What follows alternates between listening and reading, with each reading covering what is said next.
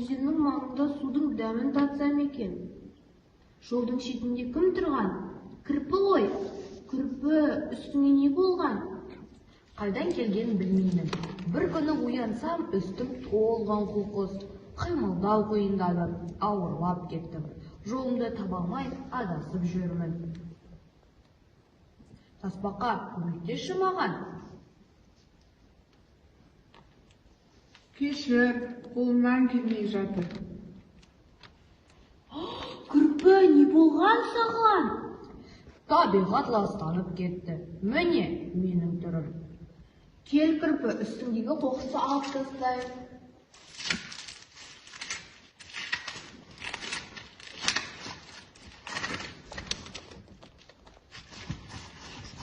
Жануарлар, олар бірігіп алып не істеп жатыр екен? Сәлем, жануарлар, сендер бірігіп не істеп жатырсыңдар? Біз табиғатты тазалап жатырмыз. Қаласаң бізге қосыл. Я, мен де сендерге қосылайыншы. Сендердің ынтымақтастықтарың адамзаттікіне қарағанда мықтырақ екен ғой.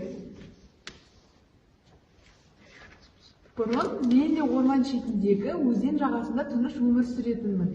Қазір судың беті қоқысқа толы, тыныс алу мүмкін емес. Біз де табиғаттың ластануымен зардап шегіп отырмыз. Бәріміз өз үйімізді, орманды, суды жоғалтып алдық. Мен бір сиқырлы адам жайлы естігенмін. Табиғатты тазалауға көмектеседі дейді. Қаласыңдар, соны шақырып көрейік. Сиқырлы адам? Ондай адамдар шын өмірде бар ма?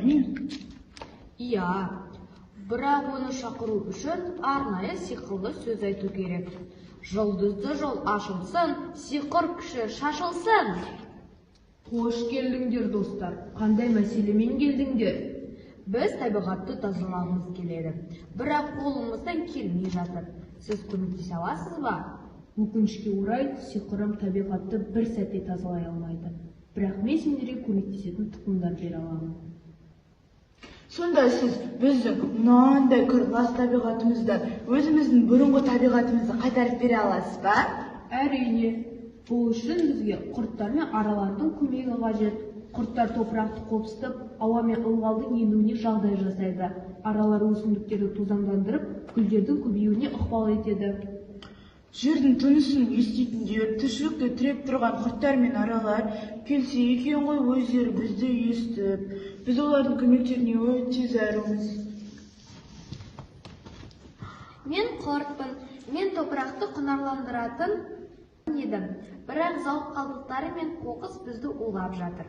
Көптеген туыстарым жоғалып кетті.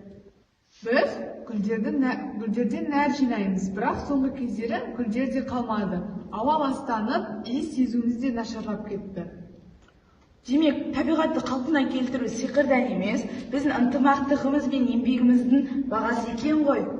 Ендеше бірге тазалайық. Табиғатты құтқару біздің қолымызда. Дәл солай. Егер бәріміз бірлесіп әрекет жасасақ, табиғатты бұрынғыдай таза, әдемі күйіне қайтара аламыз. Сиқырлы бомбалық тұқымдарды жасау үшін бізге құнарлы топырақ, саз, тұқым қажет. Солардан бомба тұқымдарын жасаймыз, аулаға шашамыз. Содан бірнеше айлар өткеннен кейін біздің табиғатымыз көркейіп, ауамыз тазаланады.